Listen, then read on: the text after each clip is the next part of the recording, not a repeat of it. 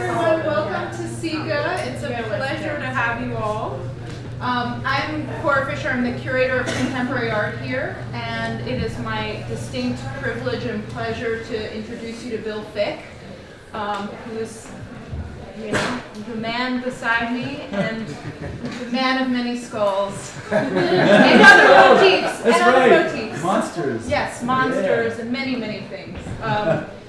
I want to just first say a few words about this series. This is a series funded by the Flow Foundation, so a huge thanks to the Flow Foundation. And the series is called 12 by 12. It's about giving 12 North Carolina artists a platform to do small installation solo projects in our preview gallery.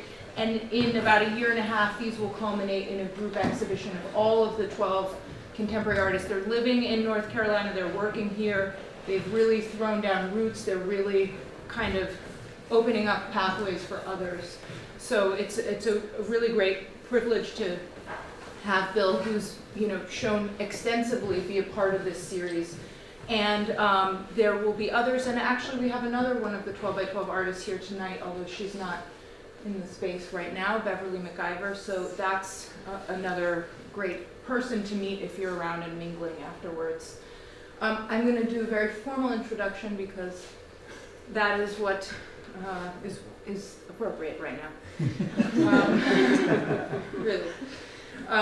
So many of you know that Bill Fick is a printmaker, and I would say a consummate printmaker, the founder of Supergraphic in Durham, which is an amazing print shop, also a commercial enterprise, but really a space, an artist-run space and an artist-driven space where people can come in and pull all kinds of prints, lithographs, silk screen, lino cuts, you name it.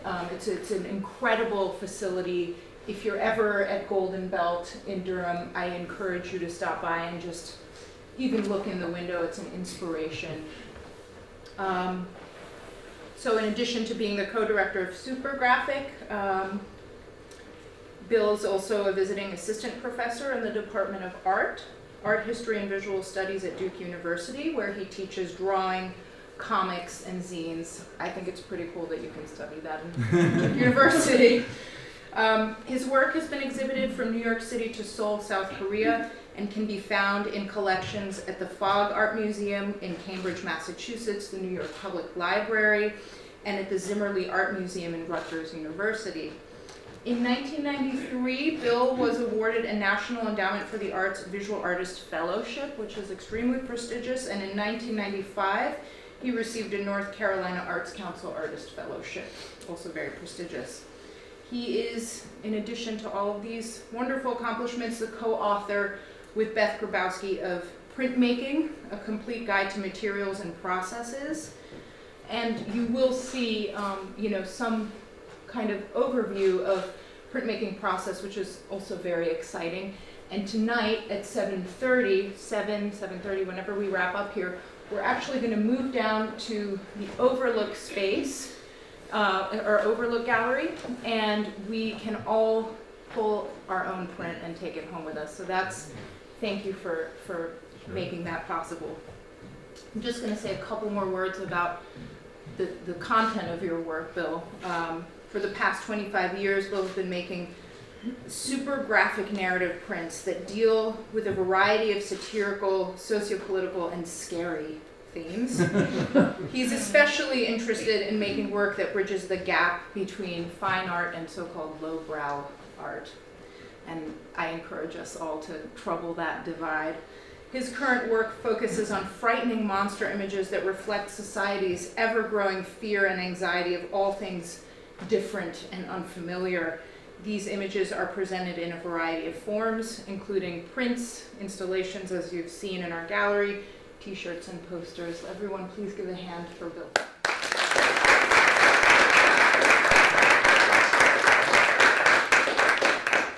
Oh, thanks a lot, Cora. I really appreciate it. And I really want to thank Sherry, Eric, and Travis, and Cora, and Ari for helping out yesterday. We did a mammoth installation. We started around 9 and finished around 10:30. It was a lot of work, but all worth it. And so thanks very much for that. Sherry especially, she was right there from the very beginning. There you are, Sherry. So thanks so much. Really, really happy to be a part of the 12 by 12 series. SECCA is kind of it's been a big part of my art career. It was the place where I had my first big show. I think it was around '93. I was out of grad school at UNCG, and Jeff Fleming, who was the curator here at the time, saw my work at a show at Elon and offered me a show, and it was a really great thing for me. It really got my career going. So SECCA's always played a big part of my life as an artist. And even when I moved away and then came back, it's been great. So thanks so much for including me and making me a part of the series. So tonight, what I wanted to do is just talk to you a little bit about give my work some context, tell you what it's about, and then talk a little bit about the installation and where I'm going with my work. And I'm going to show you a little video about lino cut. It's a demonstration of some lino cut that I did, and then I will be showing you guys some screen printing. And if you want to pull a print, we've got some ink and paper, and you guys can pull in one of my images. And I've got 2 screens, and you guys can do some mixing up too if you want. So if you've never done a screen print, if you've done a screen print, whatever, it's up to you. Whatever, you're welcome to pull some prints. So we'll do that after this. So it's a little bit of talk and a little bit of doing. But if you have any questions along the way, just please interrupt me. This is supposed to be an informal salon environment, so please speak up, ask questions, whatever. So I'm starting out with this. This is a print by Goya, and it's one of my favorite prints. But it says a lot about what my work is about, or at least what my work has been about in the last 15 years. And what it's called The Sleep of Reason. The Sleep of Reason Produces Monsters. And so the idea being, and that could be a lot of different things, but in my interpretation of it is that the idea that we don't think about things, then superstition creeps back in, and we start to think about monsters and how monsters might dominate our life. And we see this a lot now in terms of the politics of the time, like how a lot of the people, it's about sort of scaring people into voting for a certain candidate. And so I think there's this idea that, what I'm very fascinated with is the idea of what monsters mean and what they stand for and how we interpret them in our society. And so that's why I've been, for me, it's like when I make these images, a lot of people, when they look at them, they're either they're frightened by them, or they're like, I'm not interested in monsters. I'll pass this up. How do we respond to monsters, and what is it, and how do we interpret them? Another print that's really important to me this is a Picasso print. It's called the Dream and Lies of Franco. And what I love about it, it's like a panel of comics, a comic panel. And this is the Pollet. This is character that he created. And I think it's supposed to represent Franco, and sort of this. It's not saying anything specifically, but it's about sort of about monsters, about sort of maybe horror and terror and sort of being terrorized. And if you look at a lot of these images, if you're familiar with the Guernica painting and how it was about the fascism and the wars in Spain. But I love it because it's a cartoon, a comic strip, and when we think of Picasso, we think of this great artist who. But for me, in some ways, he was very much about making comics and cartoons, and his work is very cartoony to me, especially now when I look at it now. But anyway, so that just for me is another important print, and I always love seeing it so it's one of these printmakers' prints. It's sort of an insider kind of print. I also love the way that he didn't care about reversing his lettering. That's Picasso. It's like, I don't care about that. So, Chamber of Chills. That's the name of the show.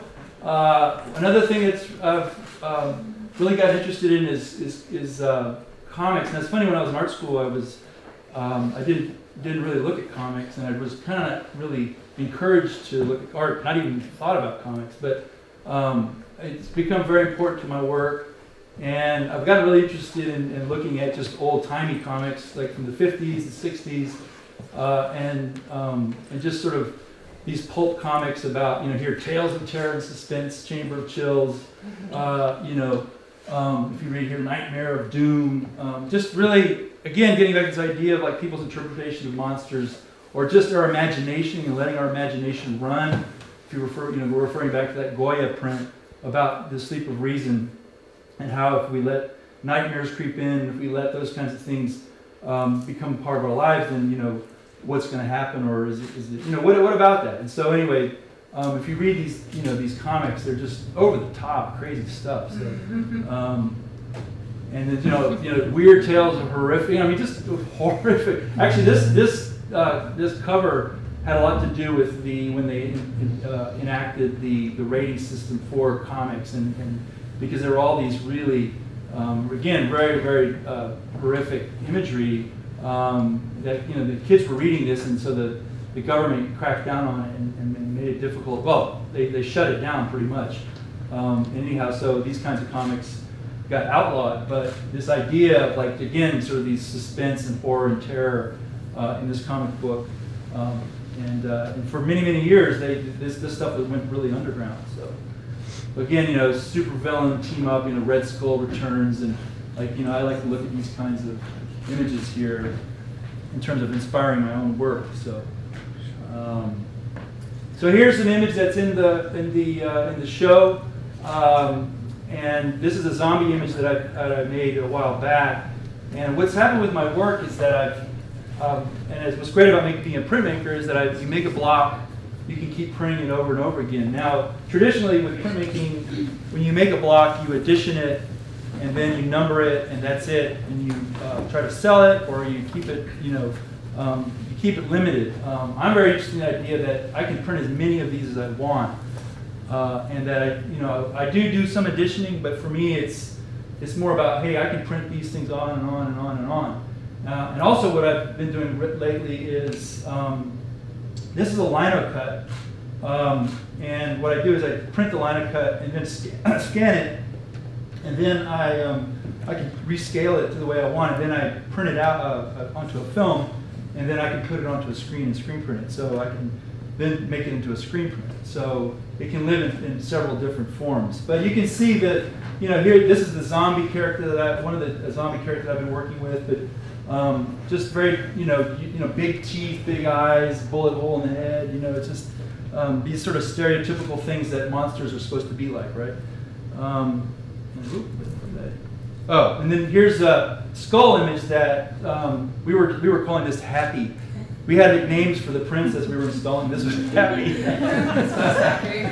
So it was like a sort of hypnotic skull, like the eyes are bearing down, but it's kind of, and that idea of the happy monster, right? It's like you got the mean monster, you got the happy monster, and so that again, I like this idea of if we came across a monster, what would happen? Are we going to be destroyed by the monster, or is it going to be our friend? So and so that's something that I'm very interested in. But again, very the big eyes and the sockets of the skull, and skulls are just fascinating to me. I just love and everybody we associate with the skull in so many different ways, and so many cultures associate with the skull.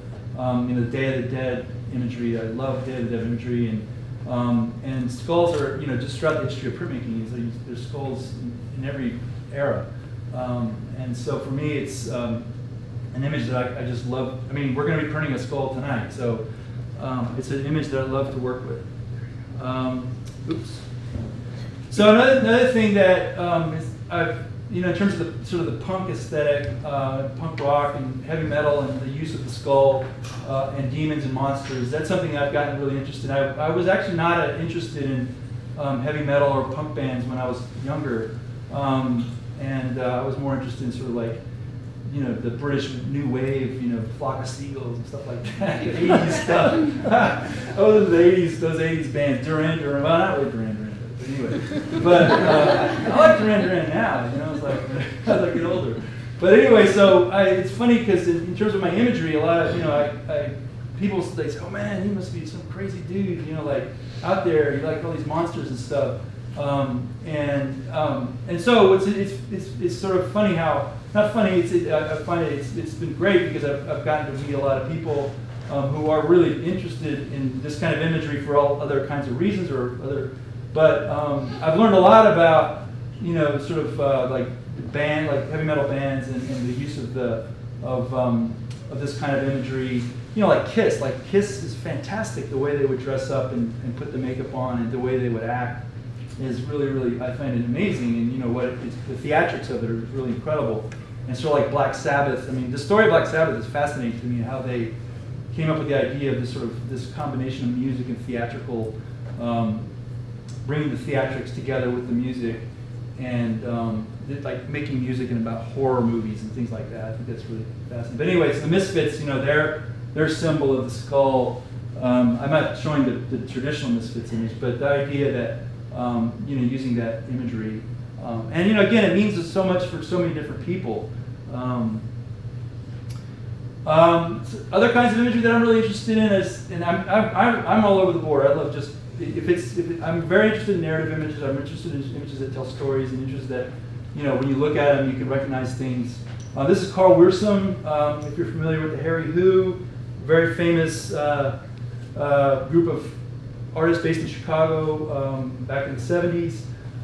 And if you're not familiar with that group and you like narrative imagery, they're great. So this is Carl Wirsum. I just love this drawing he did of these faces. So these kinds of images, I'm always looking for these kinds of images. Tattoos, I've really gotten interested in tattoo art. In fact, over in Durham, next to our studio, there's a dog star tattoo, and they're right across from us. And the tattoo artists are always hanging around and talking to each other. And actually, going to collaborate with one of the tattoo artists. But just the tattoo imagery, I've really gotten interested in there's like these vignettes of images. And I mean, I love look at this one here. This is really wacky looking character.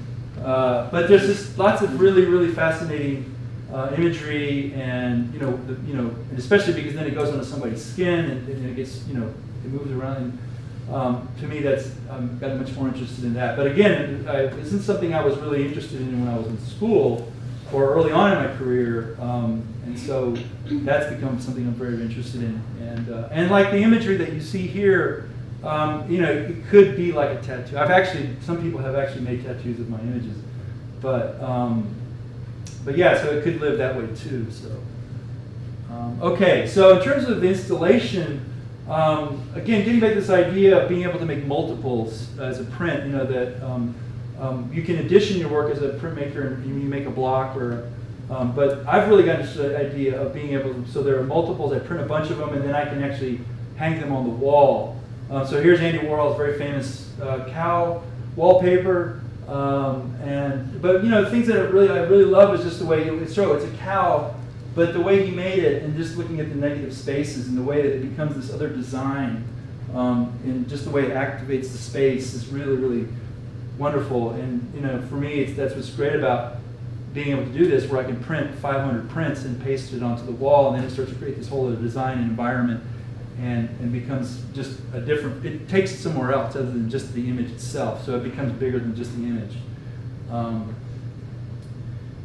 And Robert Gober did another artist who uses wallpaper in his installations. So I mean, I don't have anything, like other objects in this space. But for me, that would be something that I would find interesting, is working maybe with other artists, where I would paper the walls and the other artists would have the space on the floor, or something like that. So again, it's this idea of how, as a printmaker, I can expand what I do. Because when I first started making prints, I was very traditional about it. I would make prints, I would do editions, and show them as, like the show I had here at SECCA, there was a series of maybe 15 large prints.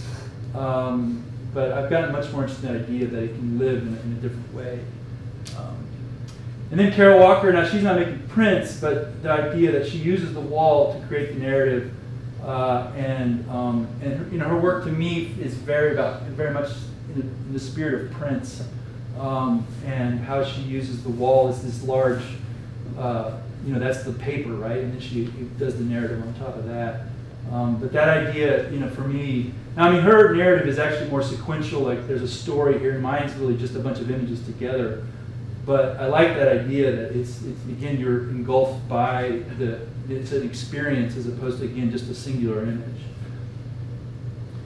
And then this is just examples of where I started with this. This is in my old studio in Durham, and the way it worked, what happened was there's a guy, Raj Banag, who works in our studio. He had just come into town, and he was very energized and wanted to do some stuff. And he said, "Hey man, why don't I just print up a bunch of your images, and then we can paste them to the wall?" I said, "Yeah, it sounds like a great idea." So we did that, and so we did. This is just part of the wall, kind of comes a little bit further over, but it was just. I was like, wow, this is great to see them all together in creating this environment, and it starts to create this design, And I had done, smaller ideas, worked with smaller ideas, but this is the first time I really got it to be this large format, and that was great. And then shortly thereafter, I got invited. I went to Ohio State as a visiting artist, and was in the print department, and it was this great experience. The students were like, they had seen the imagery, and they said, "Hey, why don't we do something?" And I said, "Yeah, well, let's like do you have a big wall somewhere in the art department?" They said, "Yeah." So part of the fun was the art students, we printed up, this was like 120 prints. And we just had like a team of folks printing. We had 3 blocks, and we just printed up a bunch of these on newsprint, and then we covered the wall in the art building. And it was great because we had this interaction of the kids working with me. They got to make prints from my blocks. And then just the idea of installing it and it was actually during Halloween too. That was great. That was doubly good. So anyway, so that was a way of taking it somewhere else. And then a year and a half ago, the 21C Hotel opened in Durham, and got to work there with the curators there to get together a bunch of artists to do these murals in the hotel. But the part that I got, and I thought was great, was I got to put my designs on one of the elevator's doors. And so you can see, it turned out, this is actually printed, this is a digital print that we just made a file and we printed onto this material that you can attach to the doors. But it's the same image, the same, it's the zombie and the heavy skull. And we just made this, basically a wallpaper. And there's 4 different floors with one elevator door has this on it. And so that was another way of taking that print and letting it live in another way. And then recently, this is from a show that just finished up at the Fort Wayne Museum of Art. And this is a 8-foot by 8-foot panel. So they wanted to do, they said, hey, we're doing, they invited me to be in the show. And I said, well, why don't we, can we paper the wall? And the guy was, we can't paper the wall, but why don't we just put some drywall up and then we'll cover it with your prints. And so this turned out to be, that is what the result of that was. So, and that's what's really nice, and especially here was, talking to Cora and figuring out the space and what we can do with the space, and just the dialogue between, the curator and the artist, and how, what are some of the possibilities.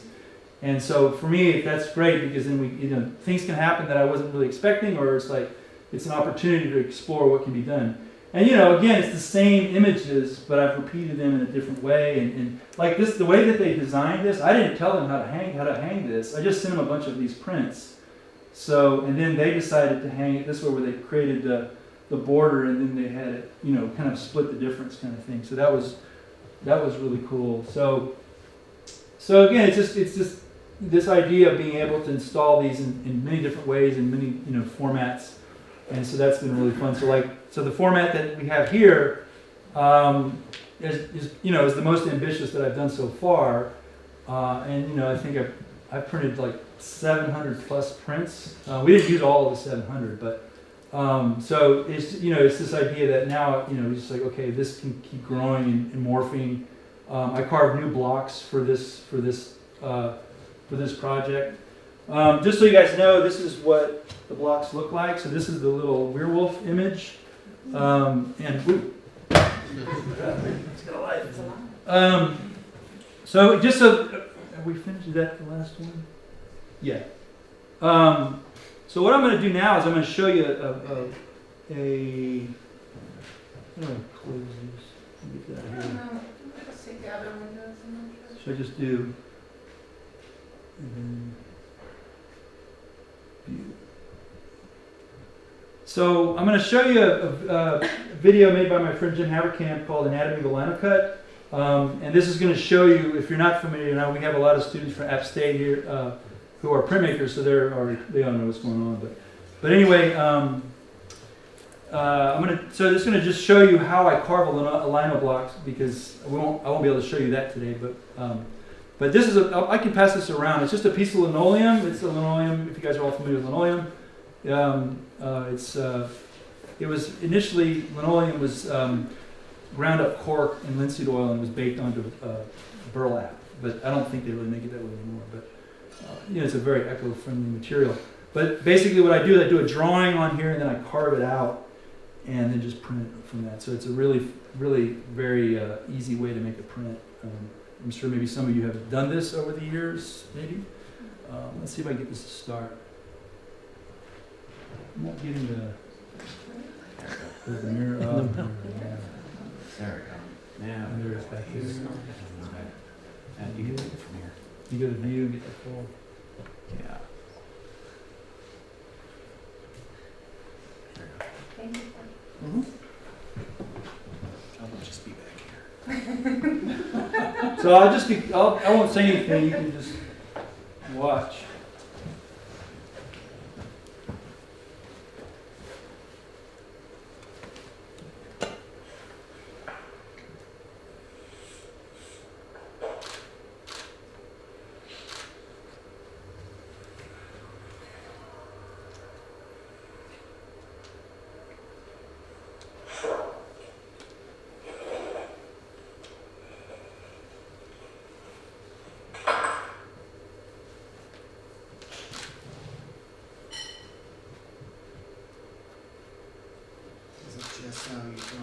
It is gesso, yeah. The white is gesso, and that just allows me to have a white surface to draw on, and it has a little more tooth to because linoleum is slick.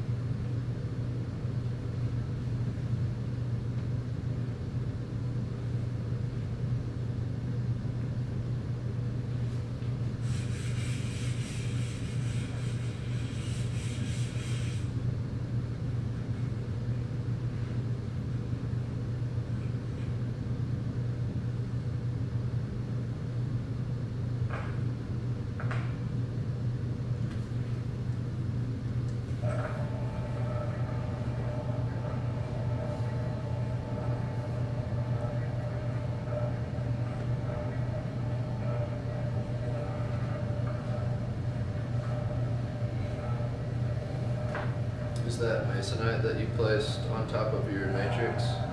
Yeah, it's actually bookboard. It's like a cardboard. You look at cardboard.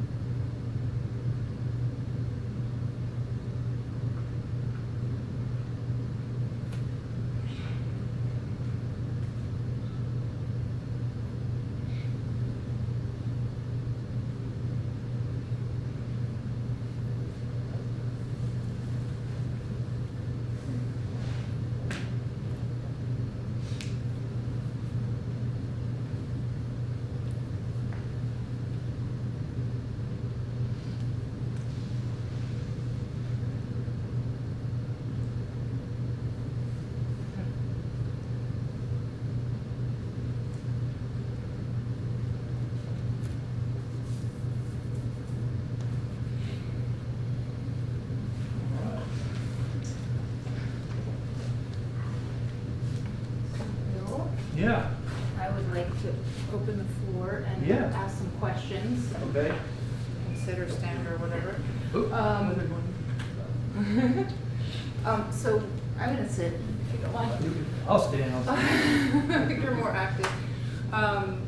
One of the things that struck me about your talk was, you know, you said moving away from a kind of a discrete image to this more distributed image, whether it's like a tattoo floating on someone's body or a way to envelop a space. And I wondered if you could speak a little bit about printmaking culture as you see it or as you've nurtured it at Supergraphic, and why it is that printmaking as a medium is kind of, you know, lends itself to maybe a more communal experience or more activism or whatever these directions are that you see it going. Could you speak a little bit Yeah, about that? sure. Yeah, I think it's one of the great things about printmaking. What really drew me to printmaking and continues to make me very happy to be a printmaker is that it is this very collaborative process, and we work together with each other a lot. A lot of the other art forms are more solitary, and painters don't want people in their studio when they're painting. It's not they want to keep it more private. But printmakers love to work with each other. It's like a real great community, and everybody's very supportive of one another.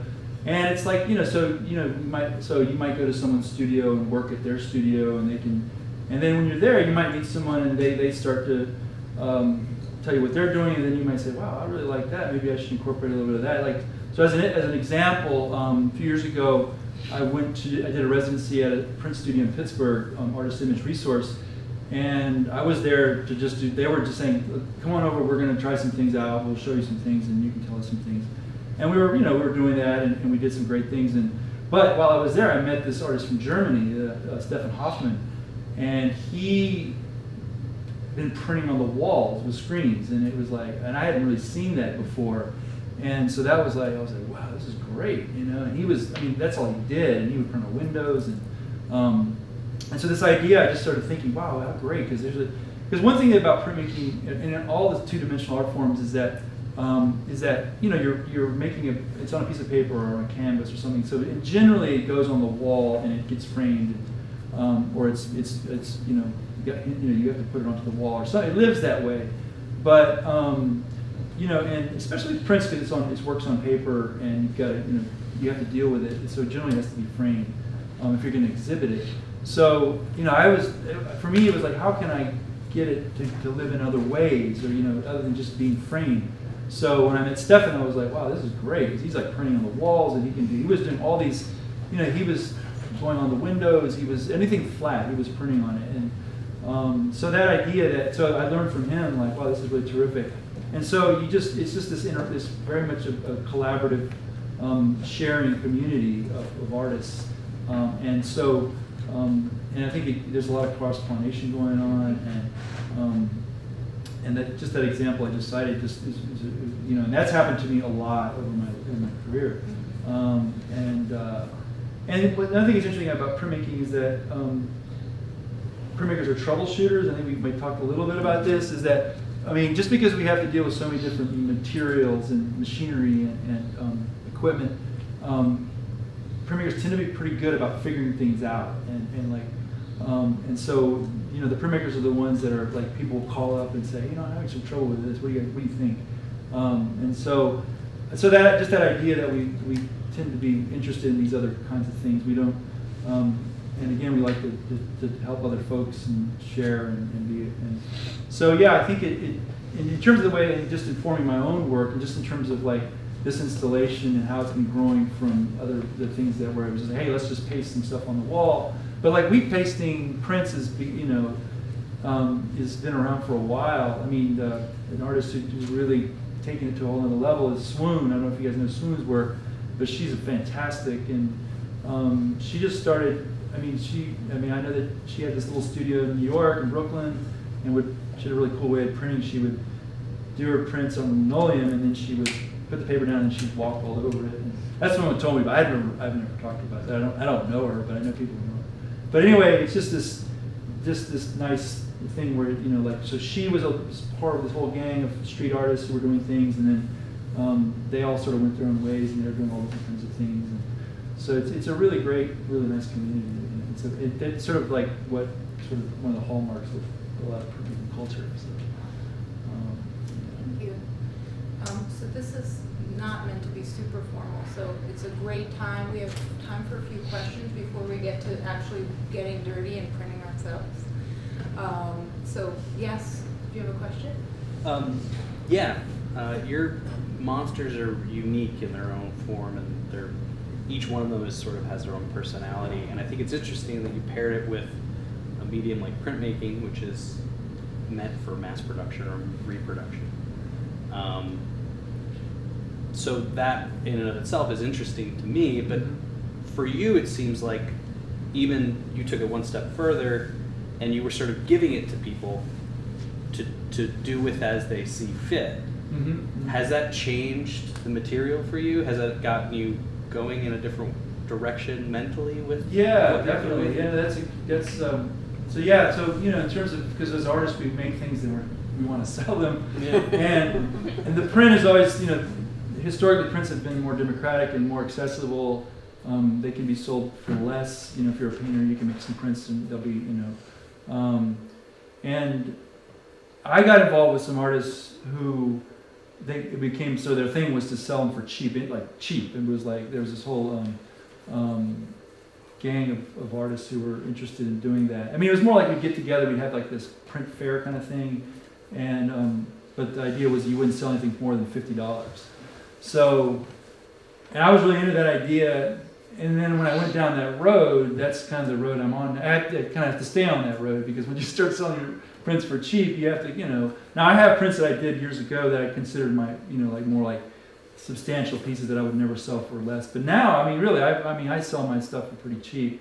But I don't edition it. So, I mean, when someone buys my print, they should know that it's not a limited number. I mean, I keep the blocks and I print them on and on and on, and they can live in many different ways. So, but that's an interesting question about prints, and that brings up, people who deal in prints are constantly having to educate people about this, because there are,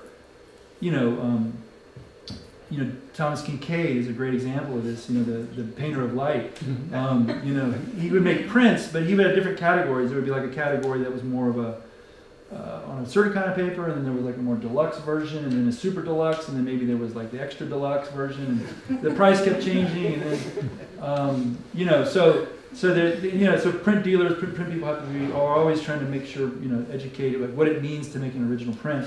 But then what I do is I make original prints, and then I still, sometimes just give them, like tonight you guys will get a print that, it's a screen, and you're going to print it, but I mean, that whole idea that but really prints are like the only thing you really, a painter could not do that. It's just not, it's impossible. It couldn't do that. Well, even beyond just the economics of it, Yeah. like seeing your imagery repeated like that, or organized in a way that you didn't necessarily intend. You said that they were cutting off parts of them, and you were sort of like, oh, that's weird.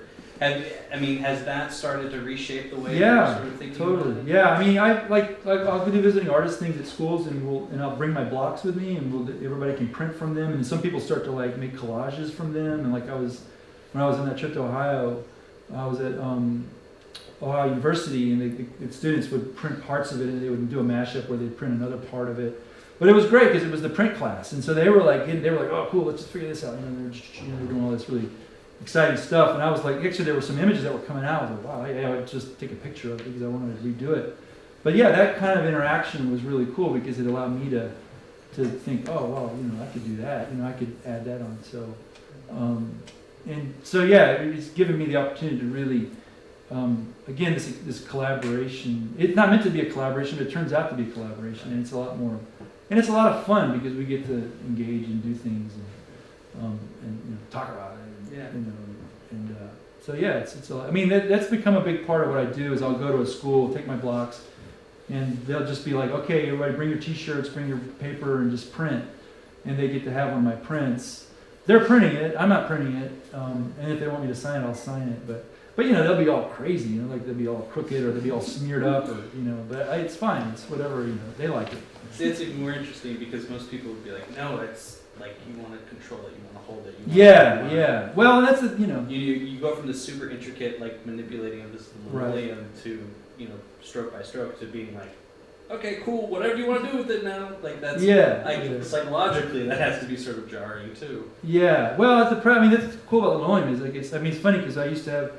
In my studio, I used to keep them just on the floor, and people they wouldn't see it. They'd walk on the block, and they're like, "Oh God!" So it's like, but it's a flooring product. It's a really tough material. So it's it's okay. You can handle it.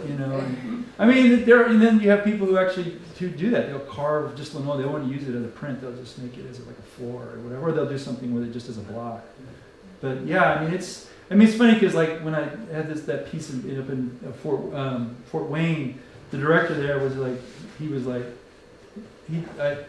said something like, oh yeah, the idea that I would send them the prints, and then when the show came down, they just tore them off. It was destroyed. It wasn't like it wasn't because you get your paperwork and you got to fill it out like value of the piece and insurance value and all that kind of stuff. And there was no insurance value because it's going to be destroyed when they take the show down. So like this show, this will be destroyed. It's not going to, In fact, I was talking to Eric about this. He was talking about the Warhol Museum. They were taking down some of those. He said they were deinstalling the Warhol cows. Everybody wanted a piece of that cow. So it's like, so it's funny how that but but all that what you're bringing up is really the interesting part of it. Yeah, I mean, there's a preciousness to the print world too. I mean, you go to the print fairs, people are very, very precious and very protective too. I mean, some people don't like this kind of like but it's it's a big world out there. With this is what you're printing and not editioning. I'm sorry. It's in the crash, so you can't see anything. Have you found that you get like grief or disinterest from printing in a somewhat unconventional manner?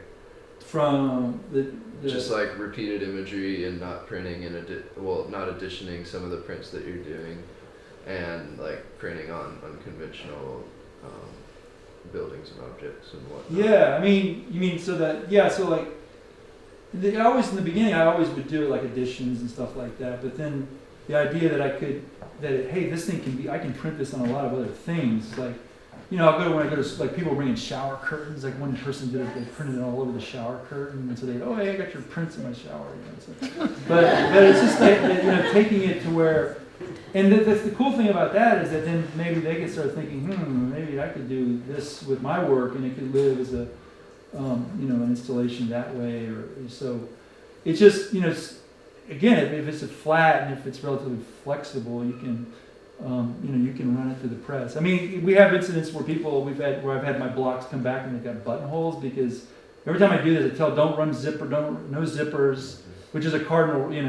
Are you from upstate? So Scott told you never put anything like chains, zippers, things like that. You never run those through the press, but always people who don't know, they think I want to put a. But so I've had my blocks come back. One of them's got a big zipper line in it because someone ran it. They wanted to do like their jacket in it. But I think you just I think when you learn, obviously you want to learn on paper. That's the way it's done. But then once you can branch out. But that's again the great thing about linoleum. Wood blocks are tougher because they're not as flexible. They're tough, but they can start to warp. They can crack. They can be broken. But the lino is really, really it can be. It's very portable. So it's a great material for that. So did I answer your question? I guess I was discussing more like with artists being particular, especially in printmaking, like doing it the right way. Yeah. Oh, I see. Taking it into these unconventional formats. If you've seen any disinterest or like received any criticism. Yeah. Oh, right. Yeah. No, it's. When I was in school, it was a long, long time ago. There was definitely a much more like strict way of thinking, and it's changed quite a bit. I mean, I can remember I was at a conference in Wisconsin, which is Madison. That's one of that's like one of the great printmaking schools, and we were there for a conference, and I was part of this printmaking funhouse. And there's this guy, Sean Star Wars, who prints his blocks just straight through the press, and anyway, so this guy, Andy Rubin, who's like the master printer at Tandem Press, which is part of it, and we were like, oh my God, Andy Rubin's here, he's gonna freak out because we're running these things through the press, but he was right there, he was right in there, he was like, this is great, so, I mean, just as long as you don't, this isn't, when you're learning and your instructor is wanting to tell you the right things, obviously you need to abide by those rules, but once you become skilled and understand and you respect the machinery and equipment, then your instructor will be fine with generally, I guess, with running in a different way. Just as long as you know what you're doing and you're respecting, then But the people are definitely, very hardcore about, there's some people who will freak out and be like, but it just depends on the context and the situation. I freak out. I freak out. So. Yeah. Any questions over here? Oh, sorry. Yes. Yeah. I have two questions actually. One, I was just wondering about the bookboard, if that was just for pressure. Yeah, just keeps it flat. Sometimes you get this pressure, the paper starts to move, so the board helps to stabilize it. Not always, it doesn't always do that, but it helps. And that's why I use it. My other question was just about the term lowbrow that you brought up. I love that term, I think it's great, but and my question's kind of similar to David's. As far as like what that term means to you, because I feel like printmaking straddles two worlds, one of like the zine, tattoo, mass reproduction world, and on the other hand you have the editioning, the rules, signing a certain way, canceling your block or whatever. Right. So just what that term means to you, especially in terms of fine art and printmaking, I guess. Yeah, I mean, with lowbrow, it's mostly, I mean, my thinking about lowbrow is more like art coming from more like the comic book world, you know, tattoos, juxtaposed stuff, you know, the magazine. You know, because again, when I was in school, so, you know, I graduated in 1990, this was my MFA, and you never, it was always, we were still very much about more of a high art kind of thing. And then, you know, but now it's just, there's a lot more interest in, I think it's because people like, if you know, you never would have seen like an interest in illustrators, like, you know, but now illustrators have a real big part of, you know, the fine art, you know. The illustrators used to be over here and the fine artists were over here, and you didn't really have crossing together. And now I don't even think it really exists anymore. There's really, you know, there's a real mix. And I mean, it's funny because like I have a friend of mine who went to Rhode Island School of Design. He really wanted to study drawing, so was in the illustration program, but he became a painter. So it's, you know, I think it's really just that has all changed dramatically. But the lowbrow, you know, I think you still have a very cultural lowbrow. So you have that kind of art is much more. But I think, you know, it's going to become the highbrow. I mean, you know, and I think if you look historically at art, it's starting to like, you know, the great, like, you know, what is it, Cézanne? I mean, was the story of Cézanne, the director of the museum where he lived in Aix-en-Provence was, "You will never be in our museum," or something like that, and now he's such a highly celebrated. I mean, so, you know, it'll all, but, you know, I think it's all mashed up now, so it's all over. So I would love to invite you all to ask questions from Bill or of each other after the printmaking. And I think if you will all, whoever wants to stick around and have some fun, come follow us to the Overlook Gallery.